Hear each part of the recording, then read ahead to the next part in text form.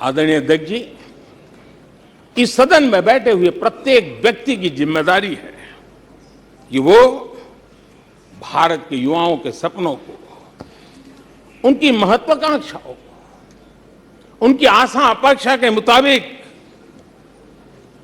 वो जो काम करना चाहता है उसके लिए हम अवसर दें। सरकार में रहते हुए हमने भी इस दायित्व को निभाने का भरपूर प्रयास किया है। हमने भारत के युवाओं को घोटालों से रहित सरकार दी है।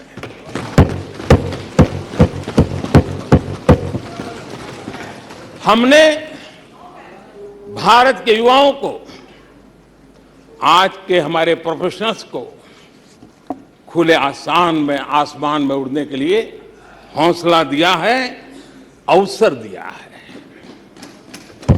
हमने दुनिया में भारत की बिगड़ी हुई साख, उसको भी संभाला है और उसे फिर एक बार नई ऊंचाइयों पर ले गए हैं। अभी भी कुछ लोग कोशिश कर रहे हैं कि दुनिया में हमारी साख को दाग लग जाए, लेकिन दुनिया अब देश को जान चुकी है। दुनिया के भविष्य में भारत किस प्रकार से योगदान दे सकता है, ये विश्व का विश्वास बढ़ता चला जा रहा है। और इस दौरान हमारे विपक्ष के साथियों ने क्या किया? जब इतनी सानुकूल वातावरण, चारों तरफ संभावनाएं ही संभावनाएं, इन्होंने अविश्वास के प्रस्ताव की आड़ में जनता के आत्मविश्वास को तोड़ने की विफल कोशिश की है। आज भारत के युवा रिकॉर्ड संख्या में नए स्टार्टअप लेकर के दुनिया को चकित कर रहे हैं। आज भारत में रिकॉर्ड विदेशी निवेश आ रहा है। आज भारत का एक्सपोर्ट नई बुलंदी को छू रहा है। आज भारत की कोई भी अच्छी बात ये सुन नहीं सकते। यही उनकी अवस्था है। आज गरीब के दिल में अपने सपने पूरा करने का भरोसा पैदा हुआ है। आज देश में गरीबी तेजी से घट रही है। नीति आयोग के रिपोर्ट के अनुसार पिछले 5 साल में 13.5 करोड़ लोग गरीबी से बाहर आए हैं। आदरणीय अध्यक्ष जी, आईएमएफ अपने एक वर्किंग पेपर में लिखता है कि भारत ने अति गरीबी को करीब करीब खत्म कर दिया है। आईएमएफ ने भारत के डीबीटी के और दूसरे हमारे सोशल वेलफेयर स्कीम के लिए आईएमएफ ने इसे कहा है, ये लॉजिस्टिकल मार्वल है। आदरणीय अध्यक्ष जी, WHO ने कहा है, आदरणीय अध्यक्ष जी, वर्ल्ड हेल्थ ऑर्गेनाइजेशन ने कहा है कि जल जीवन मिशन के जरिए भारत में 4 लाख लोगों की जान बच रही है। ये 4 लाख कौन है? तो मेरे गरीब, पीड़ित, शोषित, वंचित परिवारों के मेरे स्वजन है। हमारे परिवार के निचले तबके में जिंदगी गुजारने के लिए जो मजबूर हुए, उनके जन हैं। ऐसे 4 लाख लोगों की जान बचने की बात WHO कह रहा है। माननीय अध्यक्ष जी, WHO स्वच्छ भारत अभियान का एनालिसिस करके के कहता है कि स्वच्छ भारत अभियान से 3 लाख लोगों को मरने से बचाया गया है। आदरणीय अध्यक्ष जी, भारत स्वच्छ होता है, 3 लाख लोगों की जिंदगी बचती है। 3 लाख है कौन? वही झुग्गी झोपड़ी में जिंदगी जीने के लिए जो मजबूर है, जिनके लिए अनेक कठिनाइयों से गुजारा करना पड़ता है। मेरे गरीब परिवार के लोग, शहरों की बस्तियों में गुजारा करने वाले लोग, गांव में जीने वाले लोग हैं और वंचित तबके के लोग हैं जिनकी जान बची है। यूनिसेफ ने क्या कहा है? यूनिसेफ ने कहा है कि स्वच्छ भारत अभियान के कारण हर साल गरीबों के 50,000 रुपये बच रहे हैं। ये लेकिन भारत की इन उपलब्धियों से कांग्रेस समेत विपक्ष के कुछ लोग दलों को अविश्वास है। जो सच्चाई दुनिया दूर से देख रही है, ये लोग यहां रहते हैं, दिखती नहीं है।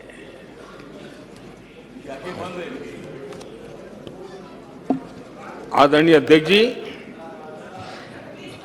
अविश्वास और घमंड इनकी रगों में रस बस गया है।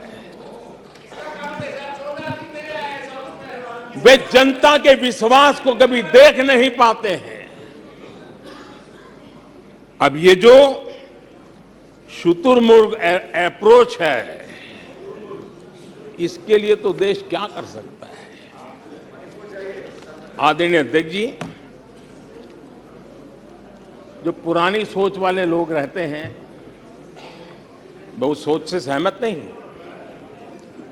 लेकिन वो कहते हैं कि देखो भाई, जब कुछ शुभ होता है, कुछ मंगल होता है, घर में भी कोई अच्छा होता है, बच्चे भी कोई अच्छे कपड़े पहनता है, जरा साफ सुथरा होता है, तो काला टीका लगा देते हैं।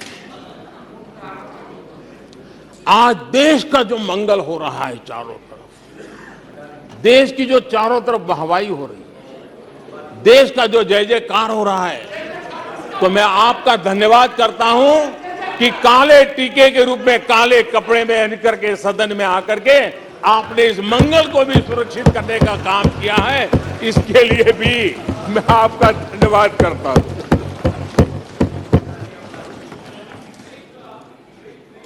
आदरणीय अध्यक्ष जी,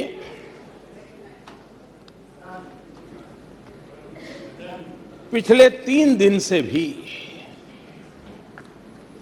हमारे विपक्ष के साथियों ने जी भर करके, डिक्शनरी खोल खोल करके जितने अपशब्द मिलते हैं ले आए, जितने अपशब्दों का उपयोग कर सकते हैं भरपूर, पता नहीं कहां कहां से ले आते हैं। लेकिन अच्छा है, थोड़ा मन का गुबार उनका निकल गया होगा, थोड़ा मन हल्का हुआ होगा, इतने अपशब्द बोल दिए हैं तो। और वैसे तो ये लोग मुझे दिन रात कोसते रहते हैं, उनकी ये फितरत है। और उनके लिए तो सबसे प्रिय नारा क्या है? मोदी तेरी कब्र खुदेगी। मोदी तेरी कब्र खुदेगी, मोदी तेरी कब्र खुदेगी, ये इनकी पसंदीदा नारा है। लेकिन मेरे लिए इनकी ये गालियां, ये अपशब्द, ये अलोकतांत्रिक भाषा, मैं उसका भी टॉनिक बना देता हूं।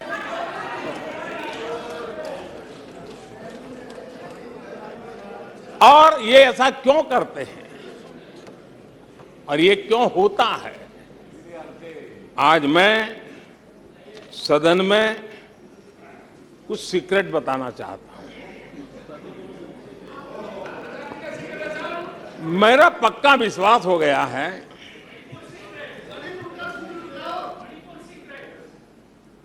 कि विपक्ष के लोगों को एक सीक्रेट वरदान मिला हुआ है। हाँ,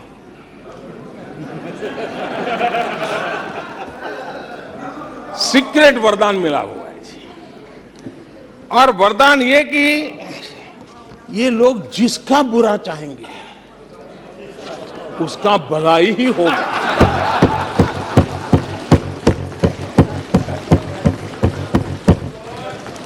एक उदाहरण तो आप देखिए, मौजूद है। 20 साल हो गए, क्या कुछ नहीं हुआ, क्या कुछ नहीं किया गया, लेकिन भलाई होता गया। तो आपको बड़ा सीक्रेट वरदान है जी। और मैं 3 उदाहरण से ये सीक्रेट वरदान को सिद्ध कर सकता हूं जी। आपको ध्यान होगा कि इन लोगों ने कहा था बैंकिंग सेक्टर के लिए, बैंकिंग सेक्टर डूब जाएगा, बैंकिंग सेक्टर तबाह हो जाएगा, देश खत्म हो जाएगा, देश बर्बाद हो जाएगा, न जाने क्या क्या कहा था। और बड़े बड़े विद्वानों को विदेशों से ले आते थे, उनसे कहलवाते थे, ताकि उनकी बात कोई न माने तो शायद उनकी मान ले। हमारे बैंकों की सेहत को लेकर के भांति भांति की निराशा, अफवाह फैलाने का काम इन्होंने पुरजोश किया। और जब इन्होंने बुरा चाहा बैंकों का, तो हुआ क्या? हमारी public sector banks net profit 2 गुने से ज्यादा हो गया। इन लोगों ने फोन बैंकिंग घोटाले की बात, इसके कारण देश को एनपीए के गंभीर संकट में डुबो दिया था। बीते दिनों की बात हो रही है, लेकिन आज जो उन्होंने एनपीए का अंबर लगा के गए थे, उसको भी पार कर करके हम एक नई ताकत के साथ निकल चुके हैं। और आज सुबह निर्मला जी ने विस्तार से बताया है कि कितना प्रॉफिट हुआ है। दूसरा उदाहरण, हमारे डिफेंस के हेलीकॉप्टर बनाने वाली सरकारी कंपनी एचएएल, ये एचएएल को लेकर के कितनी भली बुरी बातें इन्होंने करी थी। क्या कुछ नहीं कहा गया था एचएएल के लिए, और इसका दुनिया पे बहुत नुकसान करने वाली भाषा का प्रयोग किया गया था। और एचएएल तबाह हो गया है, एचएएल खत्म हो गया है, भारत की डिफेंस इंडस्ट्री खत्म हो चुकी है। ऐसा न जाने क्या क्या कहा गया था एचएएल के लिए। इतना ही नहीं, जैसे आजकल खेतों में जाकर के वीडियो शूट होता है, मालूम है ना? हाँ? खेतों में जाकर के वीडियो शूट होता है, हाँ। वैसा ही उस समय एचएएल फैक्ट्री के दरवाजे पर मजदूरों की सभा करके वीडियो शूट करवाया गया था, और वहां के कामगारों को भड़काया गया था। अब तुम्हारा कोई भविष्य नहीं है, तुम्हारे बच्चे मरेंगे, भूखे मरेंगे, एचएएल डूब रहा है। देश की इतनी महत्वपूर्ण इंस्टीट्यूट को इतना बुरा चाहा, इतना बुरा चाहा, इतना बुरा कहा कि वो सीक्रेट आज एचएएल सफलता की नई बुलंदियों को छू रहा है। एचएएल ने अपना highest ever highest revenue register किया है।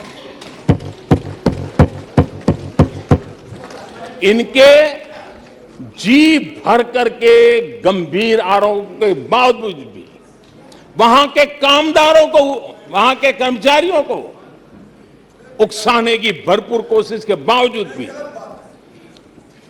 आज एचएएल देश की आन बान शान बन के उठ रहा है। आदरणीय अध्यक्ष जी, जिसका बुरा चाहते हैं वो कैसे आगे बढ़ता है, मैं तीसरा उदाहरण देता हूं। आप जानते हैं एलआईसी के लिए क्या क्या कहा गया था? एलआईसी बर्बाद हो गई, गरीबों के पैसे डूब रहे हैं, गरीब कहां जाएगा, बेचारे ने बड़ी मेहनत से एलआईसी में पैसा डाला है। क्या कहें, जितनी उनकी कल्पना शक्ति थी, जितने उनके दरबारियों ने कागज पकड़ा दिए थे, सारे बोल लेते थे वो, सारे बोल लेते थे। लेकिन आज एलआईसी लगातार मजबूत हो रही है। शेयर मार्केट में रुचि रखने वाले को भी ये गुरु मंत्र है कि जो सरकारी कंपनियों को ये लोग गाली देना, आप उसमें दांव लगा दीजिए साहब, अच्छा ही हो जाएगा।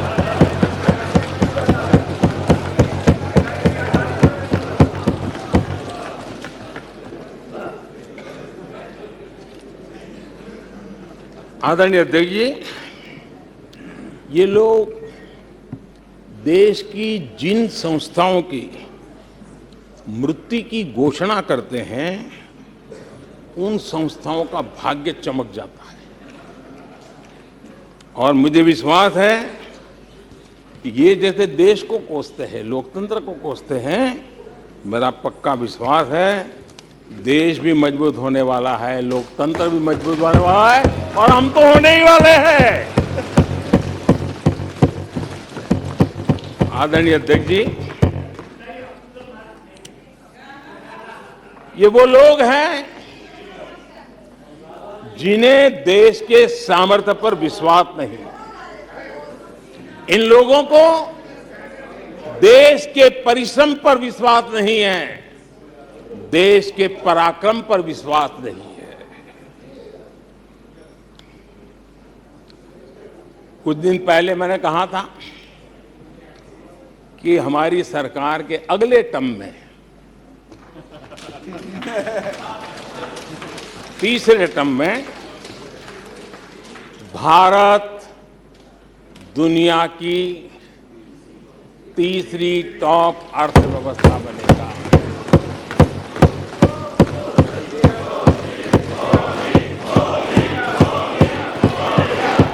आदरणीय अध्यक्ष जी, आदरणीय अध्यक्ष जी, अब देश के भविष्य पर थोड़ा सा भी भरोसा होता जब हम ये क्लेम करते हैं कि हम आने वाले 5 साल में, नए तीसरे टर्म में, हम देश की इकोनॉमी को तीसरे पर लाएंगे। तो एक जिम्मेवार विपक्ष क्या करता? वो सवाल पूछता, अच्छा भाई बताओ, निर्मला जी बताओ कैसे करने वाले हो, अच्छा मोदी जी बताओ कैसे करने वाले हो, आपका रोड मैप बताओ। ऐसा करते। अब ये भी मुझे सिखाना पड़ रहा है। लेकिन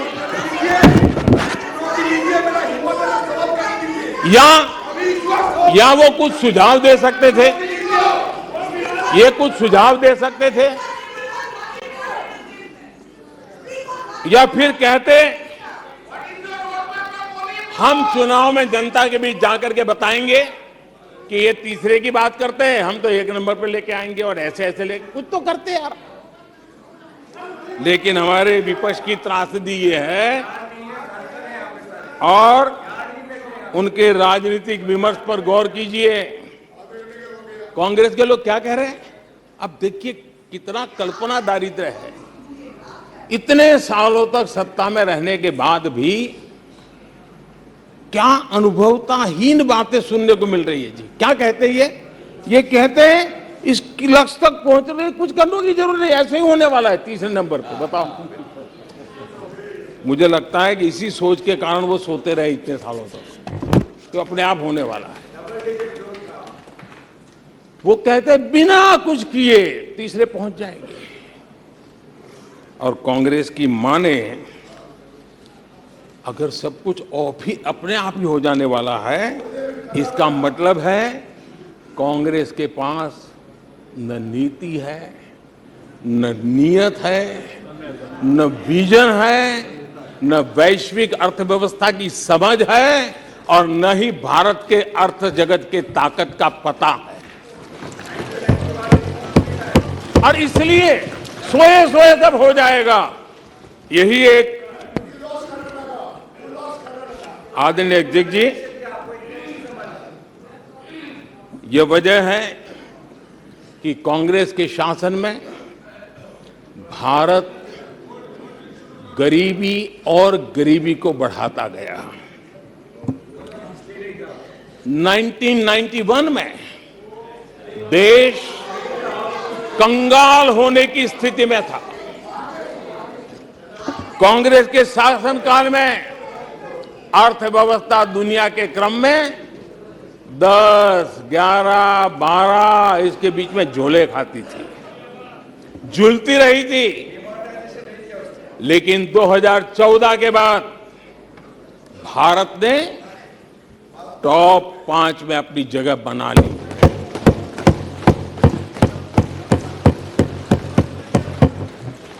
कांग्रेस के लोगों को लगता होगा कि ये कोई जादू से लकड़ी से हुआ है, लेकिन मैं आज सदन को बताना चाहता हूं माननीय अध्यक्ष,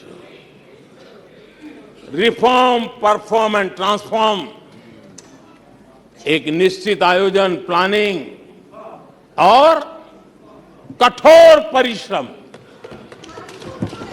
परिश्रम की पराकाष्ठा, और इसी की वजह से आज देश इस मुकाम पर पहुंचा है। और ये प्लानिंग और परिश्रम की निरंतरता बनी रहेगी। आवश्यकता अनुसार उसमें नए रिफॉर्म होंगे और परफॉर्मेंस के लिए पूरी तरह ताकत को लगाया जाएगा, और परिणाम ये होगी कि हम तीसरे नंबर पर पहुंच के रहेंगे। आदरणीय अध्यक्ष जी, देश का विश्वास मैं शब्दों में भी प्रकट करना चाहता हूं, और देश का विश्वास है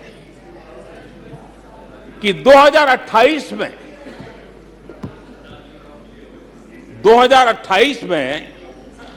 आप जब अविश्वास प्रस्ताव लेके आएंगे, तब ये देश पहले 3 में होगा। ये देश का विश्वास है।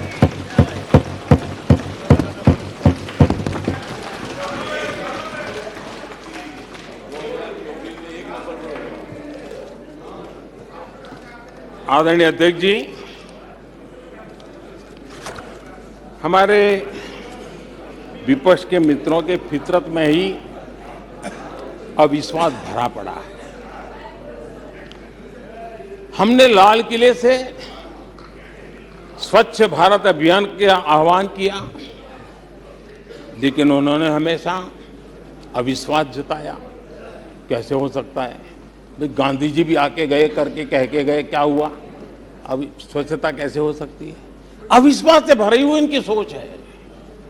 हमने मां बेटी को खुले में शौच से मुक्त करने के लिए, उस मजबूरी से मुक्त होने के लिए शौचालय जैसी जरूरत पे जोर दिया, और तब ये कह रहे हैं, क्या लाल किले से ऐसे विषय बोले जाते हैं क्या?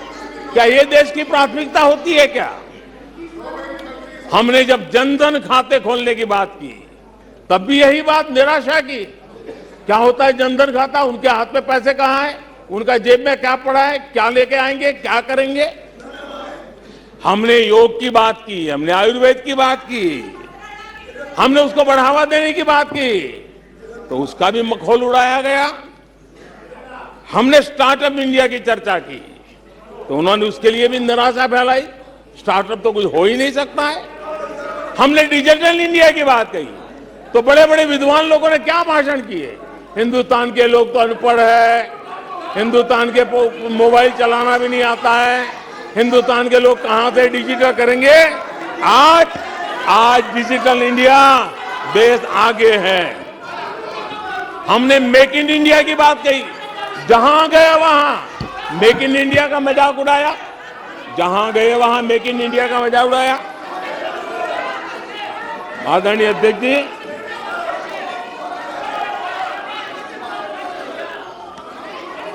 कांग्रेस पार्टी और उनके दोस्तों का इतिहास रहा है कि उन्हें भारत पर, भारत के सामर्थ्य पर कभी भी भरोसा नहीं रहा है। भाषण पूरा नहीं हुआ, आदरणीय अध्यक्ष जी, नो। और ये विश्वास किस पर करते थे? मैं जरा आज सदन को याद दिलाना चाहता हूं। पाकिस्तान सीमा पर हमले करता था, हमारे यहां आए दिन आतंकवादी भेजा जाता था और उसके बाद पाकिस्तान हाथ ऊपर करके मुकर जाता था, भाग जाता था, बोले हमारी तो कोई जिम्मेवारी नहीं है, कोई जिम्मा लेने को तैयार नहीं होता था।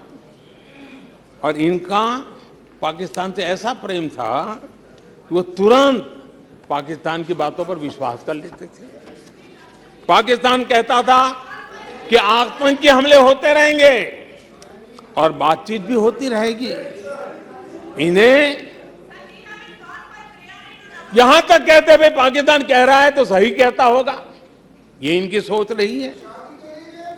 कश्मीर आतंकवाद की आग में दिन रात सुलग रहा था, जलता था, लेकिन कांग्रेस सरकार का काम कश्मीर के आम नागरिकों पर विश्वास नहीं था। वे विश्वास करते थे हुर्रियत पर, वे विश्वास करते थे अलगाववादियों के पर, वे विश्वास उन लोगों पर करते थे जो पाकिस्तान का झंडा लेकर के चलते थे। भारत ने आतंकवाद पर सर्जिकल स्ट्राइक किया, भारत ने एयर स्ट्राइक किया। इनको भारत की सेना पर भरोसा नहीं था, उनको दुश्मन के दावों पर भरोसा था। ये इनकी प्रवृत्ति थी। अध्यक्ष महोदय, आज दुनिया में कोई भी भारत के लिए अपशब्द बोलता है तो इन्हें उस पर तुरंत विश्वास हो जाता है, तुरंत उसको कैच कर लेते हैं। ऐसा मैग्नेटिक पावर है कि भारत खिलाफ हर चीजें वो तुरंत पकड़ लेते हैं। जैसे कोई विदेशी एजेंसी कहती है कि भूखमरी का सामना कर रहा कई देश भारत से बेहतर है, ऐसा झूठी बात आएगी तो भी पकड़ लेते और हिंदुस्तान में प्रचार करना शुरू कर देते, प्रेस कॉन्फ्रेंस कर देते हैं। भारत को बदनाम करने में क्या मजा आता है। दुनिया में कोई भी ऐसी बेतुकी बातों को मिट्टी के ढेले जैसी जिसकी कीमत ना हो, ऐसी बातों को तवज्जो देना ये कांग्रेस की फितरत रही है और तुरंत उसका भारत में एम्पलीफाई करना, प्रचार करना पूरी कोशिश टीम लग जाती है। कोरोना में की महामारी आई, भारत के वैज्ञानिकों ने मेड इन इंडिया वैक्सीन बनाया। उन्हें भारत के वैक्सीन पर भरोसा नहीं, उनको भारत के वैक्सीन पर भरोसा नहीं, विदेशी वैक्सीन पर भरोसा, ये इनकी सोच रही। आदरणीय अध्यक्ष जी,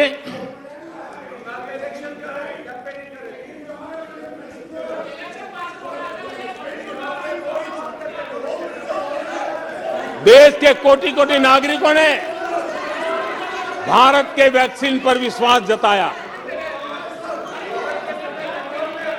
इनको भारत के सामर्थ्य पर विश्वास नहीं है, इनको भारत के लोगों पर विश्वास नहीं है। लेकिन इस सदन को मैं बताना चाहता हूं, इस देश का भी, भारत के लोगों का कांग्रेस के प्रति नो कॉन्फिडेंस का भाव बहुत गहरा है। कांग्रेस के प्रति नो कॉन्फिडेंस का भाव बहुत गहरा है भारत के लोगों में। कांग्रेस अपने घमंड से इतनी चूर हो गई है, इतनी भर गई है कि उसको, आदरणीय अध्यक्ष जी, देश के कई हिस्सों में कांग्रेस को जीत दर्ज करने में अनेक दशक लग गए हैं। तमिलनाडु में कांग्रेस की आखिरी बार 1962 में जीत हुई थी। 61 वर्षों से तमिलनाडु के लोग कह रहे हैं कांग्रेस नो कॉन्फिडेंस। तमिलनाडु के लोग कह रहे हैं कांग्रेस।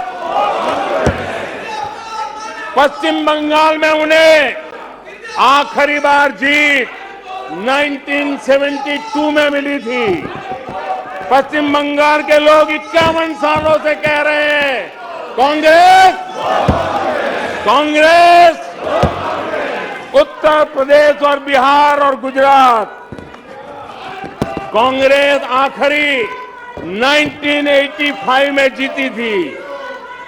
पिछले 38 वर्षों से वहां के लोगों ने कांग्रेस को कहा है, वहां के लोगों ने कांग्रेस को कहा है। त्रिपुरा में उन्हें आखिरी बार 1988 में जीत मिली थी।